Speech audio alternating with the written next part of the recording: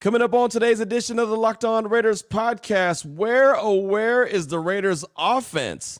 That's the $1 million question. That plus a whole lot more comes up on Tuesday's edition of the Locked On Raiders podcast, October 31st, 2023.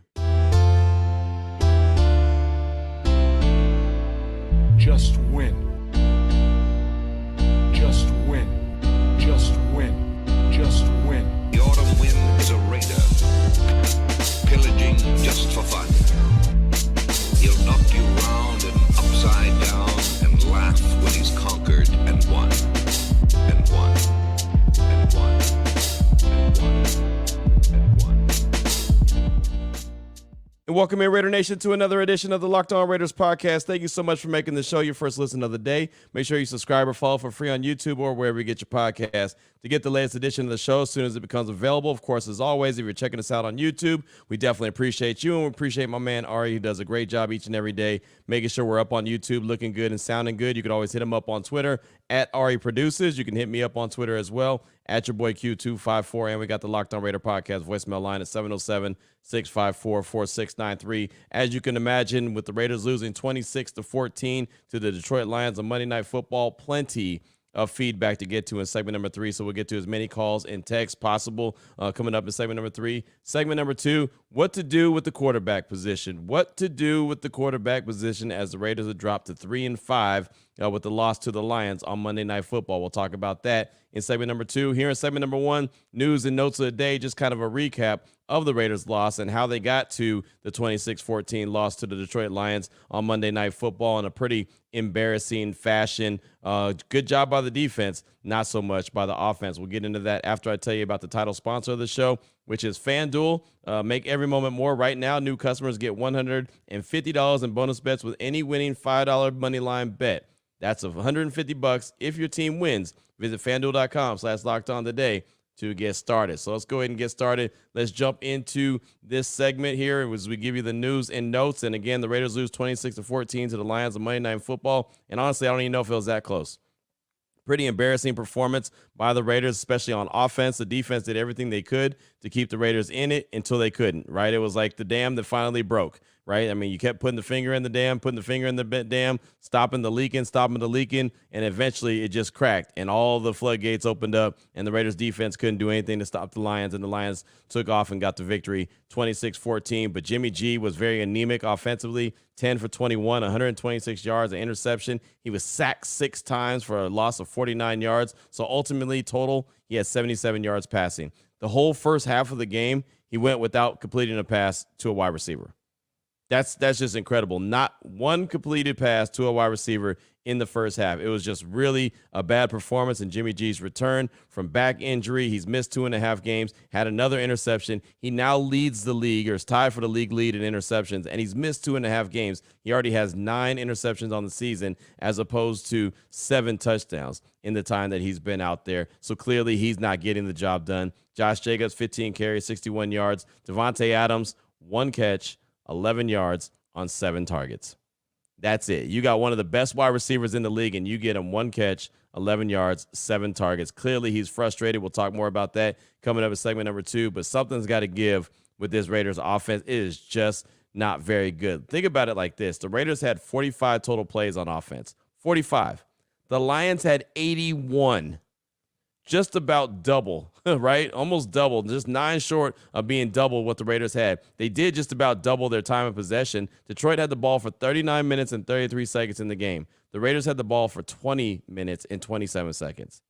Like I said, just about double the time of possession the Lions had the ball as opposed to the Raiders. The Raiders just couldn't get anything going, and they haven't been able to get anything going offensively, and it just blows my mind to this day. Through week 8 of the season, I still can't believe that the Raiders have no offensive identity. They can't get anything cooking with all the weapons that they have. It all goes back to the quarterback play. You can always point the finger and say it goes back to the play calling, but something's got to give. This offense has got to change, and now you got 8 games in the book, and I'm sorry to say, you kind of know who this Raiders team is going to be, right? I mean, there's always early in the season, you say, yeah, well, it's early in the season. Maybe they'll come around. At this point in the game, you know exactly who this Raiders team is going to be. I mean, it's just that simple. They've got a tough game coming up against the Giants, followed by a tough game against the Jets, followed by a game with the Miami Dolphins and a game with the Chiefs. So it's not going to get any better anytime soon, even though the Giants have a losing record and the Jets aren't much better. You know that they're going to play hard, especially the Jets. You know they have a really strong defense, so that's not going to look good for the Raiders coming up in a couple weeks at Allegiant Stadium. For the Lions, Jared Goff threw for 272 yards. He also had a pick six. Marcus Peters finally came up with a play this season, had a pick six, and kept the Raiders in the game. Think about this. I said the score was 26-14. The offense only mustered 7 points, and that was on a Josh Jacobs carry that got him in the end zone, right? 15 carries, 61 yards, had a touchdown on the day. That was Josh Jacobs. That was the only scoring that the Raiders offense had. They're only averaging 16 points a game. They literally scored 7. The other 7 points were on the strength of Marcus Peters getting a pick six and taking it to the house. That's incredible. And even with that being said, even after the pick six, the Raiders were still in the game. They were only down 2. Then the Lions messed around and fumbled in the very next possession. So the Raiders really could have taken advantage and taken the lead. The Lions, throughout the whole course of the game, did not want to win it. They didn't. Every time they looked like they had a chance to pull away, they turned the ball over. They turned the ball over 3 times, and the Raiders came up off 7 points off of that. Off of 3 turnovers, they only created 7 points off of that, which is incredible.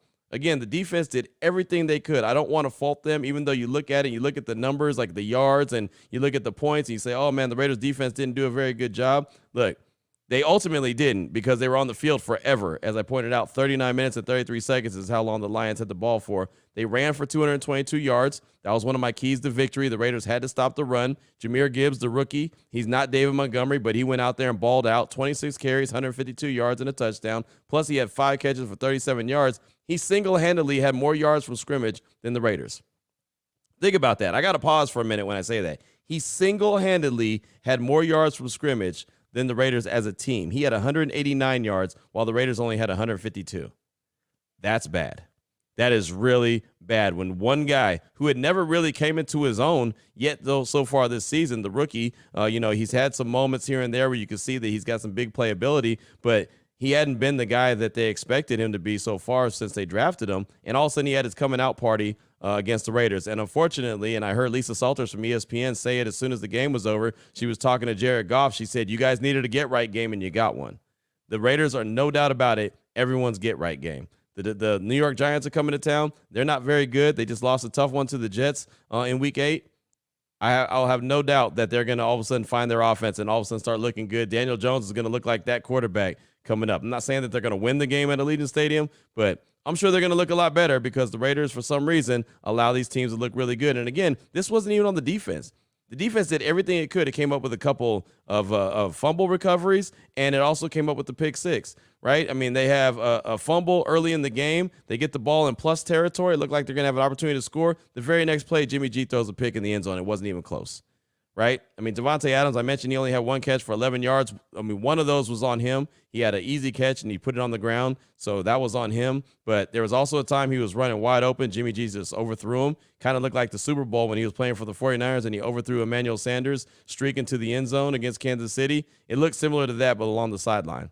And there was plenty of times where Jimmy had guys wide open. He had Hunter Renfrow open multiple times, Josh Jacobs open multiple times, Michael Mayer open multiple times, and held the ball too long to the tune of getting sacked 6 times. But again, the defense, I want to give them credit for keeping the Raiders in the game as long as they could, and they finally they broke, and they weren't able to do it. So ultimately, the Lions had those 3 turnovers, and they missed a field goal, and the Raiders still only scored 7 points and came up with a 26-14 loss and are now 3-5 on the season. Trade deadline's coming up at 4 p.m. Eastern time, 1 p.m. Pacific time. Of course, if you're listening to this show early in the morning, I'm getting it out a little bit later than I normally do. I got off my ESPN show later because of the World Series, so probably much throughout the course of the week, my shows will get up a little bit later than normal, just because, again, I'm not going to get off my ESPN show game night until the World Series is over. We started a little bit later, and we're going to end it a little bit later. So I'll probably get the podcast up about an hour later than I normally do. But again, it's still going to get up as soon as possible, as soon as I can get it knocked out right after the show on ESPN. But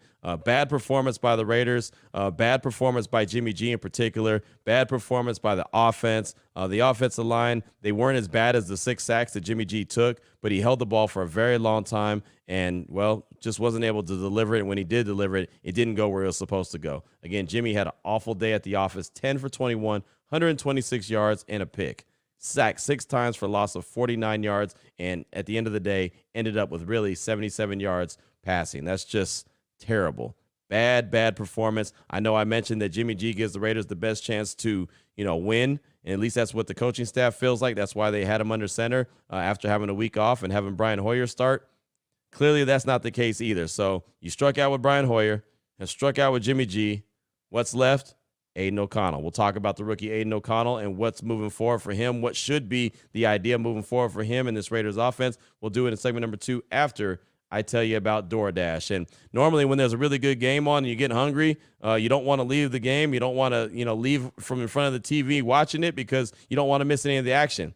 Monday night, you might have wanted to miss some of the action. You might have been okay with leaving the house and going and checking out some food or getting some food and bringing it back to the house, or maybe, hell, even staying there and eating the food. But if that's, in normal cases, you want to see the action. Maybe you're watching the World Series and you didn't want to miss any of the action as the Rangers won 3-1 in game number 3. So you needed to go and get something from one of your favorite spots around town. For me, it's the spot like Grimaldi's or Pizza Rock, or, so we have a couple different taco shops that I like a lot around the house. And so DoorDash is the way to go. If you haven't used DoorDash, if you haven't downloaded the app yet, you can do so right now and you'll get hooked up. You'll get 50% off, $10 value when you spend $15 or more on your first order when you download the DoorDash app and enter the promo code LOCK23, subject to change, terms apply. Again, it doesn't matter if you're preparing for a game, if it's in the middle of the game, if you just don't want to leave the house and you want to, have the house, the food brought in, or maybe you're at work and you want to have it imported in and, you don't have time to break away and go,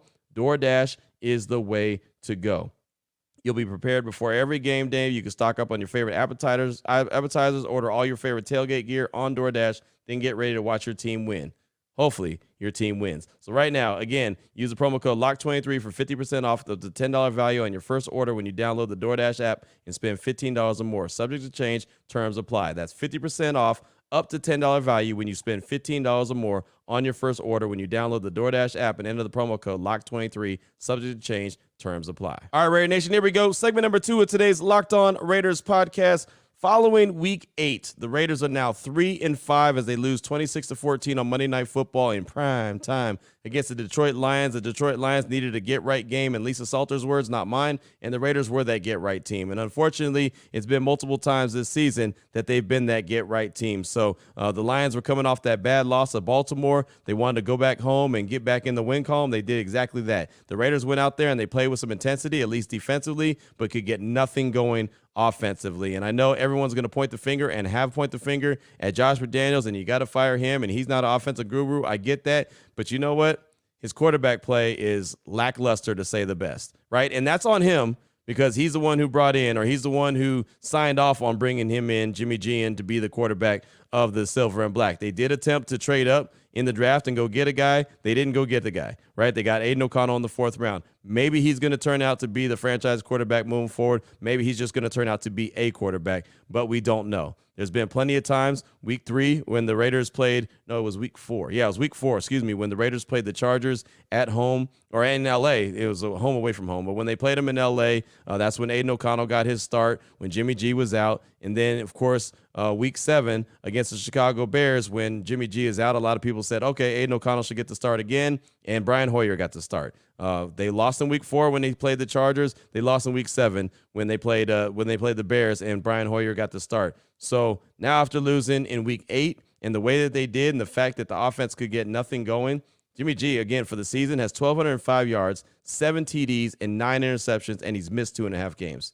The Raiders are 3-5 overall at basically the halfway mark. There's 17 games, so it's not really a technical halfway. But again, leading the league in interceptions with 9. Last season, we were all talking bad about Dak Prescott, right? Because he led the league in interceptions after missing 5 games. Well, Jimmy's missed 2.5, and he's leading the league with 9. So something that he was supposed to do really well, take care of the ball, that's not what he's doing. So at this point, it's funny, something that people have called in, texted in, tweeted at me about. Start Aiden O'Connell. You're crazy. Start the rookie. And I always said, look, I know you want to see what the rookie has. I get it. I know that at some point the Raiders have to determine what they have in Aiden O'Connell. The time will come at some point when the Raiders will turn the ranks over to Aiden O'Connell. And I'm not saying that they're going to do it this week. I'm saying they should do it this week. After dropping 3-5, I thought that there was an opportunity in that game. I really thought at halftime, especially the way that Jimmy G was struggling, that Josh McDaniels would come out with Aiden O'Connell in the second half. I really thought that that was a possibility. He said following the game that was never a thought because it was a one-score game until it got out of control late. But he never thought about putting Aiden O'Connell in. I think at this point, him and his coaching staff need to sit down and say, okay, we're 3-5. It's not going to get any better anytime soon. The team is down. The team is frustrated. Josh Jacobs was asked after the game if he has any idea what could spark the Raiders' offense, and he had the shortest answer to that he could. I don't know. It ain't my job, right? So obviously that's not very positive coming from one of your leaders of the team. Davante Adams, he's clearly frustrated as well. Again, 1 catch for 11 yards. It's not going to do it on 7 targets, and I know that the Raiders are trying to get him involved, but it's just not working. It's just not clicking. Most teams are stacking the box. Josh Jacobs actually had a little bit of success running the ball on Monday because the Lions didn't stack the box. They were just like, yeah, okay, we're not going to stack the box, but we're still going to go ahead and defend the run. So that's why Josh was decent. I had some really decent runs on that 1 touchdown drive that they had. That was really the Josh Jacobs show. It really had nothing to do with Jimmy G. Completed a couple passes to the tight ends, but that was really it. I mean, Jimmy just had a rough day. So at this point, as I said, there'll be time to figure out what Aiden O'Connell has. There's 9 games left, guaranteed, in this season, starting with the Giants on Sunday at Allegiant Stadium. Why not pass the sticks on to Aiden O'Connell and say, all right, Rook, here you go. You're in for the next 9. Unless he totally, craps down his leg. I guess that's the best way to put it and keep it clean on a family show. Just let him roll. Like I said, my biggest thing, the whole thing I've been against Aiden O'Connell starting is because I didn't want it to be a start and stop. I wanted him to have multiple games. There's 9 games left, right? Why not go ahead and go for it? Maybe he'll pump up a guy like Davante Adams. Davante will feel like, okay, this guy will give me the ball. Maybe a guy like Jacoby Myers will get fired up. Maybe with Aiden O'Connell's arm strength, it'll help loosen up the defense a little bit and give Josh Jacobs a little bit more room to run. I'm not saying that they're going to go and win a bunch of games with Aiden O'Connell, but at least you can see how he operates against different teams. You got the Giants, kind of warm him up. Got the Jets with a very strong defense. That'll be a tough game. You'll learn a lot about him then. Miami with the offense that can score quick, fast, in a hurry. And, oh, by the way, they got Jalen Ramsey back defensively. The Chiefs, they've been led by their defense this year. So you'll get a bunch of different looks with Aiden O'Connell. So, yeah, I think now is the time to go ahead and turn the sticks over to Aiden O'Connell, almost like you're playing Madden and, it was 21 blowout. So you get off the sticks and you pass it to whoever's waiting. Aiden O'Connell's waiting. He was the backup on Monday night. Brian Hoyer was inactive, which I think is a step in the right direction. So I feel like that the Raiders, as a coaching staff, feel like Aiden O'Connell's getting closer to being able to be that guy that's capable of going in a pinch. Well, I feel like the Raiders are in a pinch. They're in a rut. The offense looks bad, and they just need to have some kind of jump start, some kind of energy. And like I said, I don't know who Aiden O'Connell's going to be at the end of the day. He might be the guy, or he might just be a guy.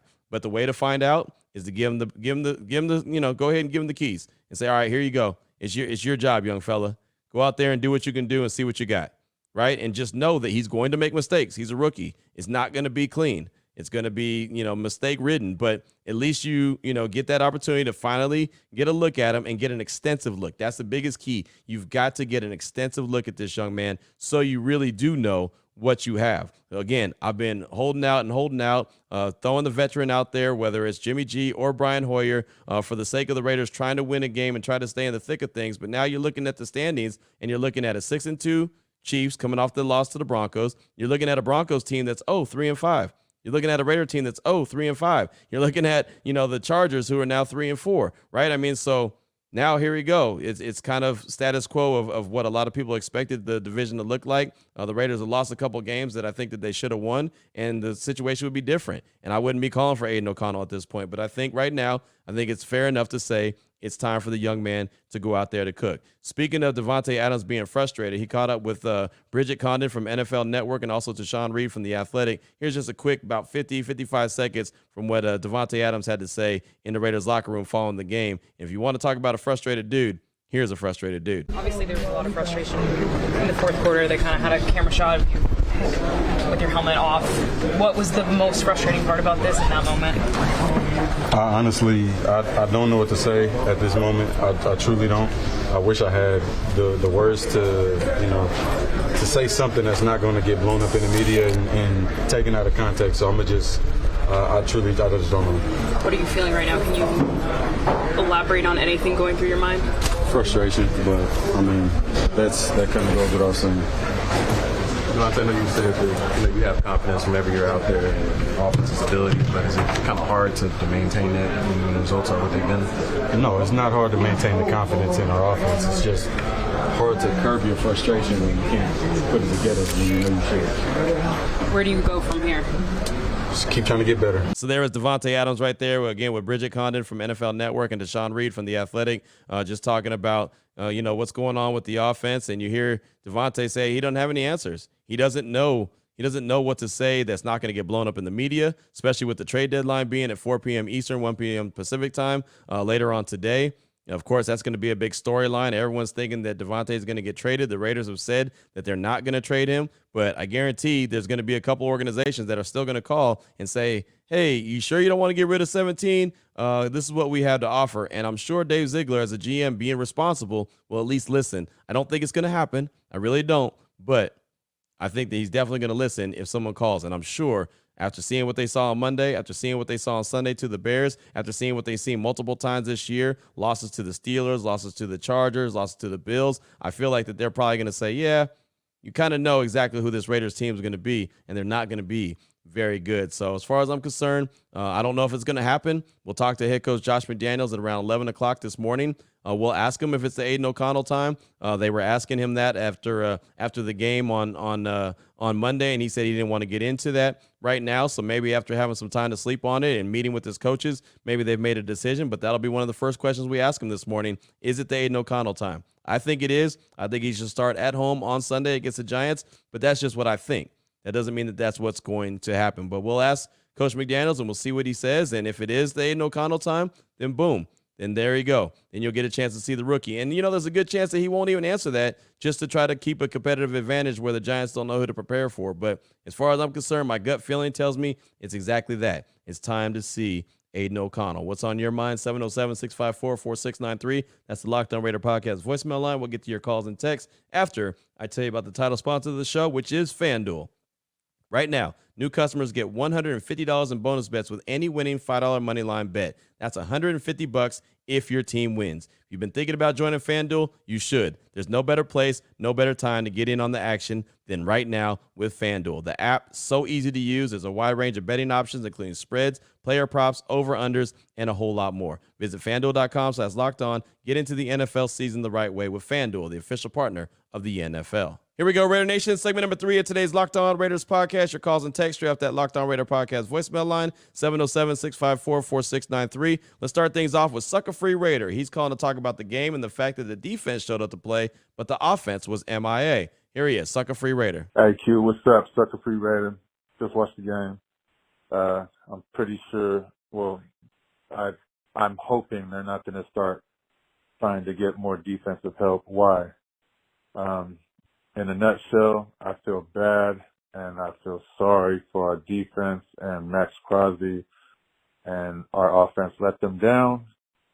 They were exhausted at the end. They tried their hardest. Even Peterson did his thing. But hey, it is what it is, man. At least they showed fight. All right. So Raiders, we still got some little time left to do something. Whatever it is, it's just all about, putting something good together for the team. Out. Thank you for the call, my man. The Lions tried to keep the Raiders in the game. They really did, right? The offense got nothing going all night, but the Lions kept saying, yeah, we don't really want this one. We want it, but we don't want it that bad. Here, we're going to give you another chance. Here, we're going to give you another chance. Here, we're going to give you one more chance. Oh, and we're going to miss a field goal. And the Raiders really could not get anything going offensively. The defense just bogged down. They were on the field way too long. They were exhausted by the end of the day. The Raiders, again, as I mentioned in segment number 1, 45 total plays as opposed to the Lions' 81 total plays. Detroit had the ball for 39 minutes and 33 seconds to the Raiders' 20 minutes and 27 seconds. You're not going to win a lot of games like that, even if you're the Miami Dolphins who can strike fast. Boom. You're just not going to win too many games when the other team doubles up your time of possession. That's just not good. And the Raiders, their possessions were bad. Offensively, just bad. Sucker Free Raider, thanks so much for that call. I do appreciate you. Up next is a text from Keegan in Vancouver. He said, what up, Q? It's Keegan from Vancouver, Washington. I'll get to the point. How much money are we wasting on offensive talent versus how much would we have to pay McDaniels next year if we fired him now. I don't know the numbers, but I bet the offense is paid more than him, and this is unacceptable. That's Keegan in Vancouver. Thanks for the text. And, yeah, I mean, it's $100 and something million offense that the Raiders have right now. I don't know what Josh McDaniels' contract numbers look like. That's not my business. I don't get into that. I believe he had like a 5-year deal. I don't think he's going anywhere till year 3. Unless there's a few more of these really embarrassing losses. But, again, going back to what I said in segment number 2 about bringing Aiden O'Connell in and letting him start, I think that, that's another way for him to make sure he holds on to his job as well, is go ahead and start Aiden O'Connell and say, all right, well, we're going to see what the rookie has, and it kind of buys him a little bit more time as well. Again, I just gut feeling tells me he's going to be on the 3-year plan unless something goes really, really bad, which I know you can look at it and say it's already gone really bad. But I think that, Mark Davis is going to be patient with him for now, right? I mean, again, I don't know that. Hell, for all I know, we might wake up and Mark Davis might have said, all right, this experiment is over. I'm going to pull the plug on it.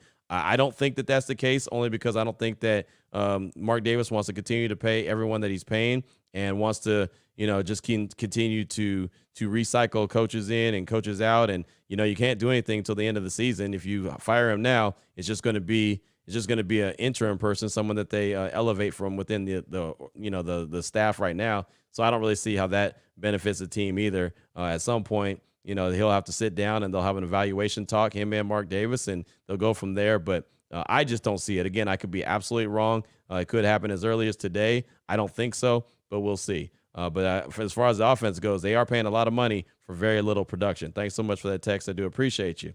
Up next, got a call from Jack in Houston. He's calling to talk about the game, the quarterback that is currently playing for the Raiders, and unfortunately, the decision to move on from the quarterback that is no longer with the team. He's pretty fired up. Here he is, Jack in Houston. What's up, Q? It's Jack. I'm down here in Houston, repping the Raiders. And I talk about, I'll tell you, for the first time in a while, I saw something out of McDaniels that kind of, made me a little happy. There were plays where we had some openings early, in the first half. There was that cross to Adams, got batted down. But honestly, obviously the problem here is quarterback and McDaniels. But he did show something today. But at the end of the day, he made decisions and I hate to dwell on the past, man, but basically, what could this offense have been with another year Carr? I know it's no point in looking back, man, but McDaniels made a decision to get rid of him and to bring in his guy.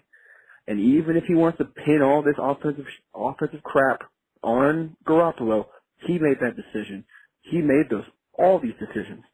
He's taken a team that fought toe-to-toe with Cincinnati in the playoffs to this, 7 points in the game. And he showed little things. And you know what? I don't want to hear that, oh, well, obviously it's the quarterback, or it doesn't matter. He made these decisions. He said he made this grave. Now he's going to lie in it. And we got to make a change.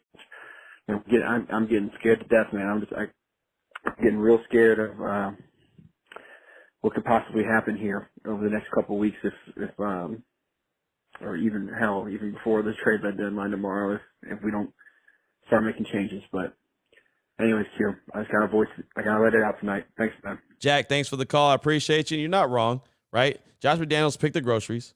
He's cooking the dinner. He's cooking the meal.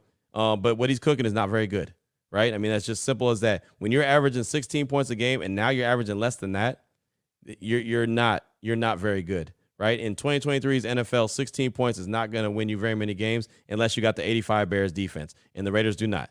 The Raiders have an 85 Bears player in Max Crosby, and that's it. So yeah, I mean, it's not acceptable what they're putting out there on film, and I don't understand, honestly, outside of the quarterback play not being very good, why the offense is so bad. They've just got too many weapons to have an offense that's that bad. I mean, as I was talking about with Keegan in Vancouver, they got a $100 million offense, and they're putting up less than 16 points a game, right? They literally scored 7 points as an offense on Monday. 7. That was it, right? The other 7 points came from Marcus Peters' pick 6. So they're just not scoring anything, and that falls on everyone's shoulders. I'm not going to keep going back to the quarterback that's no longer here in Derek Carr. He's in New Orleans. I wish him the best there, but that's where he's at. I think that the break was good for him, and I think it was good for the Raiders, but just keep going back to, Carr this, Carr that. Look, that ship has sailed, whether we like it or not. That ship has sailed, right? I mean, it kind of is what it is. There's nothing that you can do about it at this point. So you've got to hope that whoever's here can make the product that they have here better. They ain't got to worry about the product in New Orleans. The Raiders need to worry about the product in Las Vegas. So thank you so much for that call. I do appreciate you. Maybe the next guy will be Aiden O'Connell, and maybe we'll see him as early as Sunday. That's what I'm hoping that we see. But of course, until Coach McDaniels makes the call, we won't see that. Up next, a text from Raider Tony. It's a pretty lengthy text. He said, "What's going on, Q? It's Raider Tony. Love the show. Love what you're doing. I listen every morning on my way to work. Man, what a loss. I'll be honest with you. I really didn't think we were going to win this game, but being that the defense had played out of their mind tonight and the offense, I mean, Jimmy G never showed up. It looked like we really had a chance. I wanted to talk to you about Tay and his response on the sideline after being overthrown. He should have had 3 touchdowns last night, and the Raiders should have won this game. So can you really blame him for being upset the way he was last night? You said it best. His offense has regressed ever since they made it to the playoffs in 2021. He joins the team the following year, and mind you, we didn't have a true number 1 wide receiver. He was misled, tricked, bamboozled into thinking this team was going to something because Josh McDaniels was going to be their head coach. It blows my mind how far removed we are from 2021 team with the weapons and the offensive guru we have in our head coach. If you remember, Q, we didn't even have a play caller after Gruden got fired. Q, we should be way better than we are 2 years ago, but we just aren't. Josh McDaniels brought in his guys this year thinking that fixed it. Nah, it didn't fix anything. Carr was the wrong fall guy. It was Josh's fault the whole time. Get Josh McDaniels out, bench Jimmy, and then maybe, just maybe, the Raiders will be something Tay can be proud of. I wouldn't blame him if he demanded a trade and got traded. Always appreciate you and appreciate the way you have Raider Nation's back. You keep things calm and cool and collected for us. Go Raiders. That is from my guy, Raider Tony. Thanks for the text. And, yeah, I mean, I understand Devontae Adams' frustration. He's a great player, one of the best in the league, and he's not being productive. The team's not being productive. I say it all the time, rather have a guy that I say, hey, I need you to calm down a little bit, as opposed to trying to pump him up and push him to be great. Devontae Adams wants to be great. He wants his team to be great. He wants to be great with his teammates. And unfortunately, that's not happened. So he's one of those guys that is a perfectionist. He's one of those guys that wants only the best. So he's going to get frustrated. He's going to slam his helmet down. He's going to cuss people out on the sideline. And that's okay. I'm fine with that. This is something he wanted to, play for the Raiders for multiple reasons. I'm super excited that he's a member of the Raiders. I hope he stays with the Raiders. But like you said, if his agent called up Dave Ziegler and said, hey, man, my guy wants out, I wouldn't blame him. I really wouldn't, because he's on the wrong side of 30, and he definitely knows that he has less days playing than he has, days left, right? I mean, he said that when he was talking to Miriam Fader Miriam, that's her last name. Anyway, she's from Fader magazine, right? Yeah. Anyway, I forget her last name, but anyway, she's really good. I did an interview with her. Now I forget her name. Man, I need to look it up. What was her name? Miriam? Man, it's terrible. I can't remember her name. That is awful. Let me see real quick. Trying to.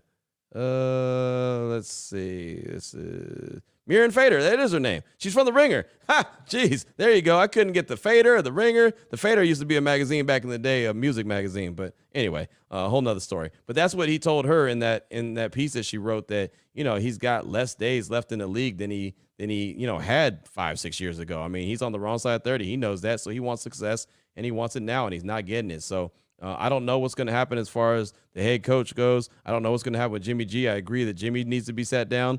Go ahead and let it be the Aiden O'Connell show, and maybe that'll re-energize Devontae Adams and give him something. He's talked highly about Aiden O'Connell, so maybe he can go out there and support him and, not have concentration drops like he did on Monday. And he only had one. I get it, and it's hard when you're frustrated and probably in your own head, so I understand how things could go, but this whole team's got to do better. But I think that a big thing for this team moving forward would be go ahead and sit down Jimmy G and let Aiden O'Connell take over and see what he's got. I mean, at this point, you're 3-5. You don't have a whole lot that you have to worry about losing moving forward. So I think that this would be a great time to make that switch, especially with a home game against the Giants, who aren't as good as the team you're playing the following week in the New York Jets, both a couple home games. So that's a positive. But that's all I got time for on today's show. I got a call from Border Jumper Raider. I got a text from Joel in the IE. I'll get to those tomorrow. Alex from San Diego, I got you tomorrow. We'll hear from head coach Josh McDaniels at about 11 o'clock this morning. So I'm sure that there'll be some interesting questions and interesting thoughts from the head coach on what's going on with this team moving forward. And of course, the trade deadline comes up at 4 p.m. Eastern, 1 p.m. Pacific time. So watch out for that to see if the Raiders make any kind of moves that make any kind of sense, or not make sense, but just, are substantial moves, some big time moves. Like the last move they made was Jonathan Hankins to the Cowboys. That wasn't really a big deal. Before that, Garyon Conley to the Texans, not a big deal.